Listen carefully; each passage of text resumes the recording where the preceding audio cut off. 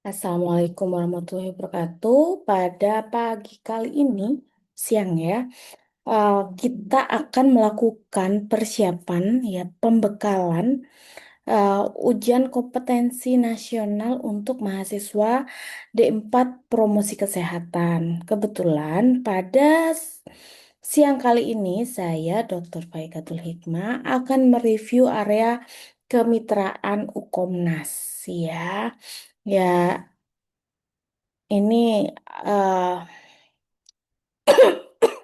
aduh, ini adalah kompetensi terakhir ya yang harus dikuasai oleh seorang promosi kesehatan. Memang eh, kompetensi kemitraan ini bila dibandingkan dengan kompetensi-kompetensi lainnya, poinnya tidak terlalu besar. Jadi sekitar 10% dari semua soal yang dikeluarkan. Jadi memang tidak banyak untuk soal kemitraan. Tapi tetap apa soal-soal yang ada di dalam kemitraan itu memberikan kontribusi terhadap nilai UKOM yang bisa kalian peroleh. Kita mulai ya. Nah, apa yang perlu dikuasai mahasiswa ya? Pada soal Komnas di area kemitraan, mahasiswa itu jangan hanya berpikir siapa sih yang harus diajak kerjasama, tapi juga harus menganalisis secara menyeluruh. Jadi intinya siapa mitra yang paling tepat, apa kepentingannya, apa kontribusinya, bagaimana pembagian perannya, bagaimana koordinasinya, bagaimana keberhasilan dan dievaluasinya seperti apa. Jadi, alur alur berpikir strategisnya yang pertama masalahnya. Jadi, identifikasi masalah kesehatan yang dihadapi. Yang kedua, tujuannya. Tentukan tujuan yang ingin dicapai dari hal itu apa. Kemudian yang ketiga, stakeholder atau mitra yang paling relevan dan strategis. Dan yang keempat, peran dan sumber dayanya bagi peran dan kontribusi dari masing-masing mitra yang ada. Terus yang kelima, mekanisme dan evaluasinya itu seperti apa. Jadi atur koordinasinya, indikatornya, dan evaluasi bersamanya. Nah, kemampuan yang diuji dalam soal Ukomnas area kemitraan, dia itu menguji tentang kemampuan mahasiswa dalam mengidentifikasi stakeholder yang paling berperan berdasarkan masalah dan tujuan programnya. Ya. Kemudian yang kedua, menganalisis tingkat kepentingan, pengaruh sumber daya yang ada yang dimiliki setiap stakeholder tersebut. Terus yang ketiga, menentukan pembagian peran yang jelas dan kontribusi sumber daya yang realistis. Terus yang keempat, merancang mekanisme kerjasama yang terstruktur bukan sekedar koordinasi informal saja. Terus yang kelima, di sini kita merumuskan indikator, dikatakan berhasil itu seperti apa, dan evaluasi kemitraan secara bersama. Nah, jadi di sini yang perlu dititik beratkan, kemitraan yang baik itu bukan tentang berapa banyak mitra yang dimiliki, tapi tentang seberapa strategis dan terstruktur kerjasama yang sudah dibangun. Oke, nah oleh karena itu kita harus melakukan stakeholder mapping. Apa itu stakeholder mapping? Adalah proses mengidentifikasi, menganalisis pihak-pihak yang berkepentingan, berpengaruh, yang memiliki kepentingan, pengaruh, sumber daya, dan peran terhadap keberhasilan dari program kesehatan tersebut. Nah, dalam soal Ukomnas, mahasiswa harus perlu menentukan siapa stakeholder yang paling relevan, tingkat kepentingannya, tingkat pengaruhnya, sumber daya yang dimilikinya, dan bentuk keterlibatan yang paling tepat. Nah, kita harus tahu, contoh nih ya, marketing kepentingan dan versus pengaruh. Contohnya, Kepentingannya tinggi dan pengaruhnya tinggi. Ini yang kita jadikan prioritas utama. Libatkan secara aktif dalam perencanaan, pelaksanaan, dan evaluasi. Di sini ada juga kepentingannya tinggi, tapi pengaruhnya rendah. Nah, libatkan, tetap dilibatkan, dan beri informasi secara rutin agar tetap dapat mendukung. Kemudian di sini ada yang kepentingannya rendah tapi pengaruhnya tinggi. Jaga hubungan dan puaskan kebutuhannya agar tidak menjadi hambatan. Ya.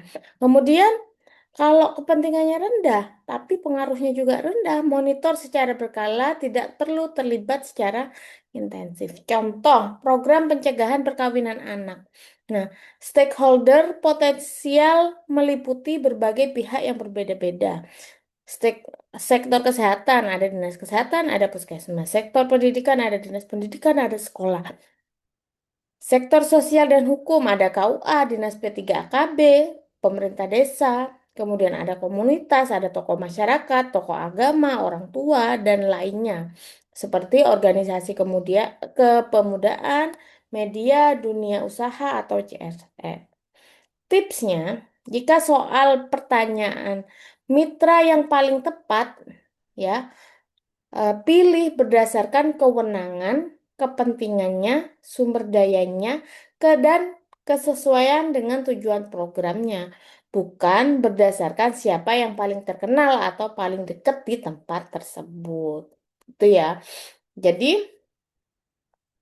kalau mau memilih eh, pasti ada pertanyaannya tuh mitra apa yang paling berpotensi. Ya, cari yang kepentingannya tinggi dan pengaruhnya tinggi. Nah, nih, kewenangan, kepentingan, dan sumber dayanya sesuai dengan tujuan programnya.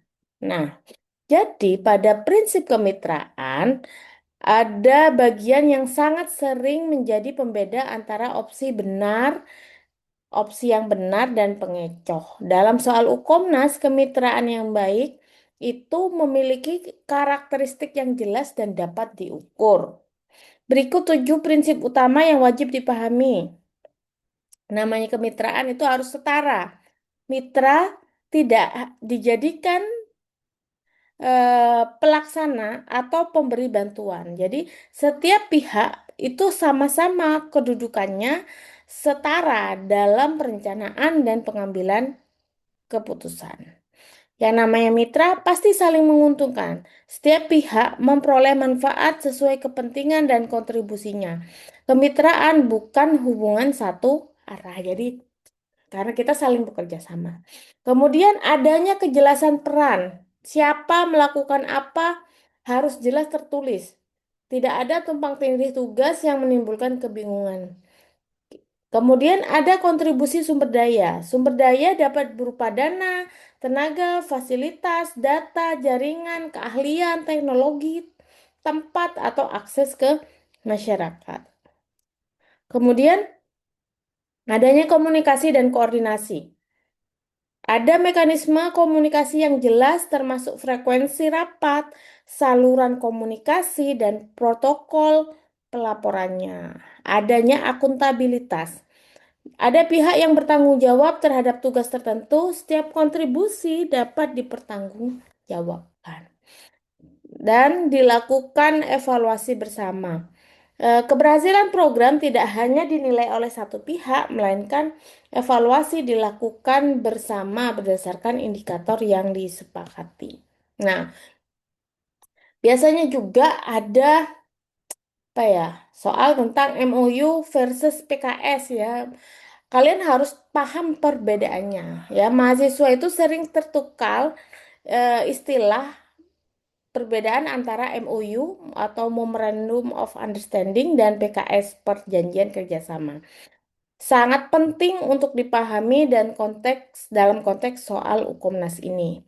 Jadi kalau MOU karakter utamanya lebih menekankan pada kesepahaman dan komitmen kerjasama antar pihak. Nah, isi dokumennya tujuan kerjasama secara umum, ruang lingkup kerjasama, prinsip kerjasama, komitmen umum, para komitmen umum para pihak, kemudian jangka waktu kerjasamanya, mekanisme umum kerjasama. Jadi kata kuncinya kalau MOU itu adalah kesepahaman, komitmen, ruang lingkup, dan umum. Begitu. Kalau PKS, perjanjian kerjasama adalah karakter ut- karakter utamanya lebih operasional dan rinci dalam mengatur pelaksanaan kegiatan.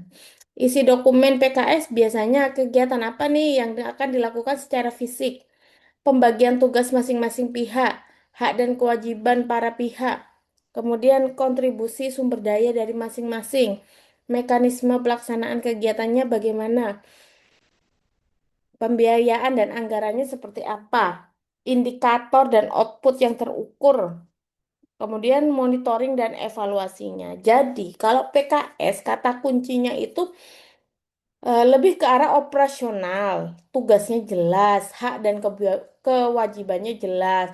Ada pembiayaan, ada indikatornya. Jadi, nanti kalau ada soal, apa itu MOU dan PKS, kalian sudah paham apa bedanya.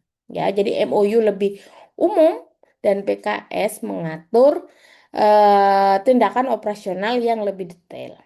Nah, tipsnya, jika Komnas menanyakan dokumen yang paling tepat untuk mengatur pelaksanaan kegiatan secara rinci, jawabannya itu adalah PKS. Jika soal menekankan tentang kesepahaman atau komitmen umum antar institusi, jawabannya adalah MOU. Itu ya.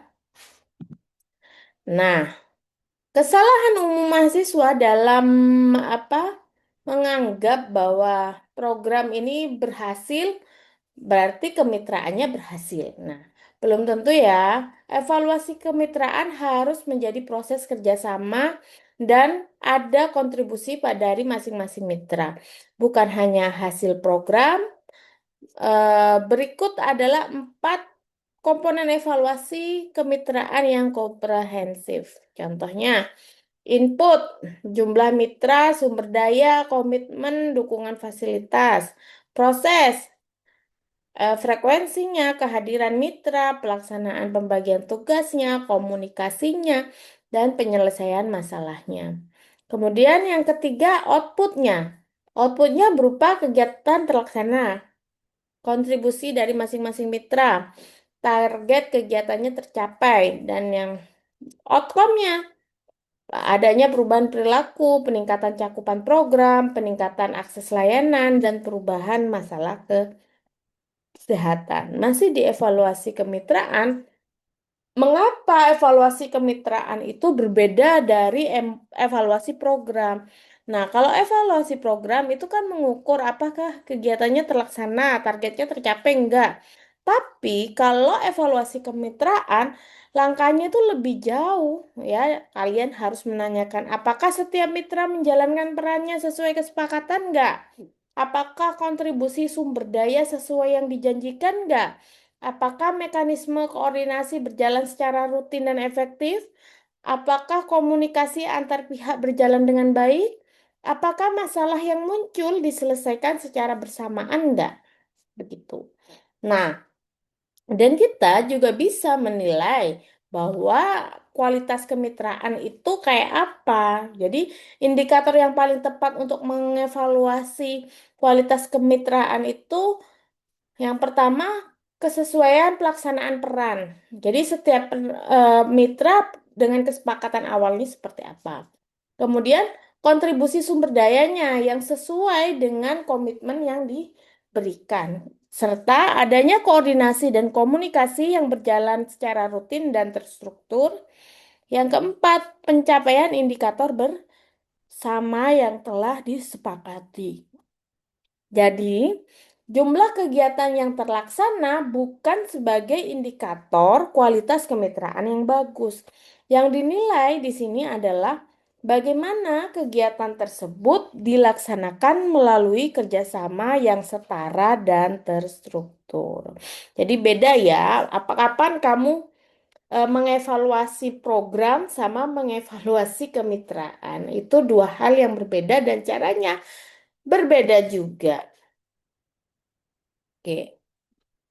Nah, jadi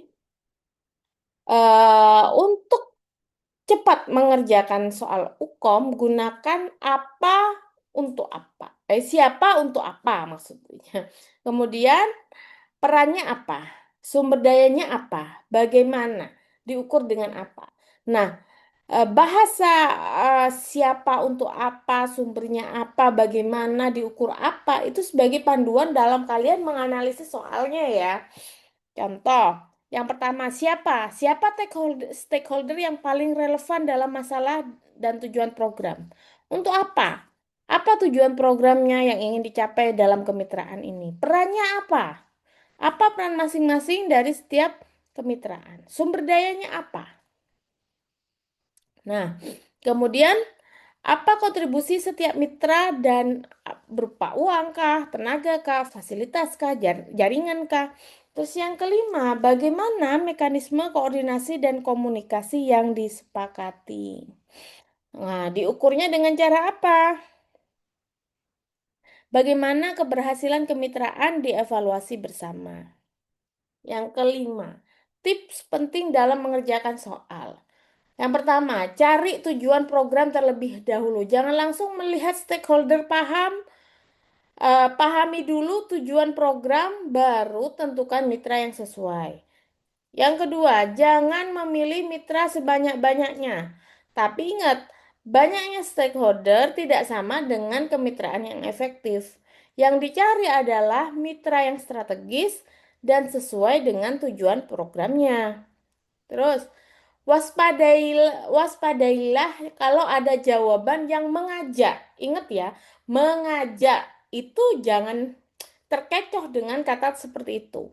Mengajak, mendukung, kemudian mengundang, mengajak, mengundang dan meminta dukungan belum otomatis menunjukkan adanya kemitraan, ya. Jadi harus ada perannya, kontribusinya, mekanismenya, indikatornya. Jadi yang dikatakan mitra, dia itu memang terjun, perannya ada, kontribusinya ada. Jadi kalau cuman mengajak, mengundang, mendukung, lah itu bukan kemitraan ya. Jangan sampai salah memilih jawaban yang seperti itu. Kemudian yang keempat, pilih jawaban yang paling operasional. Jika ada pilihan bentuk kerjasama lintas sektor versus membentuk forum dengan pembagian tugas, sumber daya, indikator, dan evaluasi bersama, pilih yang kedua. Ya, jadi pilih yang membentuk forum tapi ada pembagian tugasnya nih. Tuh ya. Yang kelima, jika ada evaluasi bersama, nah, perhatikan konteksnya. Kemitraan yang baik bukan satu pihak memberikan instruksi dan mitra menjelaskan, tetapi semua pihak itu melakukan perencanaan, ya, melaksanakan, memonitoring dan mengevaluasi bersama. Inilah ciri-ciri yang harus kalian tahu pada soal kemitraan. Oke, kita coba ya. Ada beberapa soal yang Bu Ica highlight. Oke, soal yang pertama, stakeholder mapping di sini ya. Seorang tenaga promosi kesehatan melaksanakan program pencegahan perkawinan anak. Apa programnya? Pencegahan perkawinan anak di suatu desa. Penyebab masalahnya berkaitan dengan rendahnya pengetahuan remaja, norma sosial dan pengaruh keluarga, serta keputusan perkawinan yang melibatkan tokoh masyarakat dan tokoh agama. Nah, siapa yang mitra yang paling strategis? Nah, di sini ya ada dinas kesehatan karena memiliki kewenangan dalam bidang kesehatan. Apakah juga betul? Bisa betul, tapi yang namanya kemitraan itu kan masing-masing itu harus punya peran. Nah, sedangkan di sini banyak yang dibutuhkan, ya. Kalau dari jawabannya kita memilih C, karena apa? Ya, masalah ini bersifat multifaktor sehingga membutuhkan pendekatan lintas sektor. C paling tepat karena melibatkan stakeholder dengan akses terhadap remaja, kewenangan, pengaruh sosial, dan akses keluarga dan kapasitas pelayanan kesehatannya. Kata kuncinya, masalahnya kompleks, stakeholdernya lintas sektor, dan melakukan peran sesuai kewenangan. Begitu ya. Oke, kita bahas lagi soal yang kedua. Di sini disebutkan bahwa Puskesmas akan mengembangkan program pencegahan obesitas pada anak sekolah. Jadinya programnya apa? Pencegahan obesitas pada anak sekolah. Kepala sekolah bersedia mendukung dan menyediakan tempat. Puskesmas menyediakan tenaga kesehatan dan komite sekolah membantu mobilisasi orang tua. Apa tindakan yang paling tepat untuk memperkuat kemitraan? Nah, kalau di sini dilihat sudah ya, kalau masing-masing stakeholder memiliki peran dan tanggung jawabnya masing-masing. Ini dikatakan dalam prinsip kemitraan. Nah, di sini untuk memperkuat apa? Yaitu jawabannya adalah C ya, membuat kesepakatan pembagian peran, kontribusi sumber dayanya apa, koordinasinya bagaimana, dan indikator keberhasilan bersamanya itu seperti apa. Ya, di C ini mencerminkan prinsip yang setara, adanya pembagian peran, adanya kontribusi sumber daya, koordinasi, akuntabilitas, dan evaluasi. Sedangkan opsi A, B, D menjadikan mitra hanya sebagai pelaksana atau sumber daya. Ingat ya. Kemitraan itu bukan minta bantuan, tapi bekerja sama dengan peran dan kontribusi yang jelas. Sampai di sini paham anak-anakku? Oke, kita bahas lagi. Nih tadi yang Bu Ce bilang tentang MOU dan PKS. Nah, Dinas Kesehatan dan Perguruan Tinggi sepakat bekerja sama dalam program peningkatan kapasitas kader kesehatan. Nah, kedua institusi telah menyepakati tujuan umum secara bersama-sama.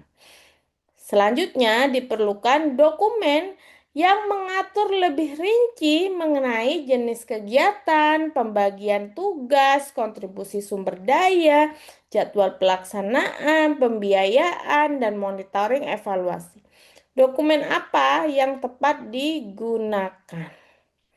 Tadi Bu Jo udah jelaskan bahwa dokumen ini disebut dengan PKS atau Perjanjian Kerjasama. Di sini kata kuncinya ada jenis kegiatannya, ada pembagian tugas, kontribusi, jadwal, pembiayaan, monitoring, dan evaluasi. Nah, menunjukkan kebutuhan terhadap pengaturan operasional kerjasama. Shortcutnya MOU itu kesepahaman secara umum. Tapi kalau PKS yaitu pelaksanaan operasionalnya. Itu ya. Kemudian soal yang keempat, contohnya. Sebuah program promosi kesehatan telah melibatkan puskesmas, sekolah, pemerintah desa, dan organisasi kepemudaan. Setelah 6 bulan, program dinilai berhasil karena seluruh kegiatan telah terlaksana. Namun, beberapa mitra tidak menjalankan tugas sesuai kesepakatan.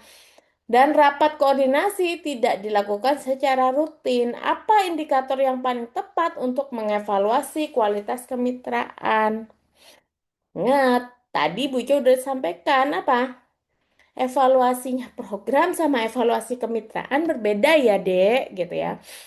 Nah, kalau di sini ditulis jawabannya D ya, kesesuaian pelaksanaan peran, kontribusi sumber daya, koordinasi komunikasi, dan pencapaian indikator bersama. Nah,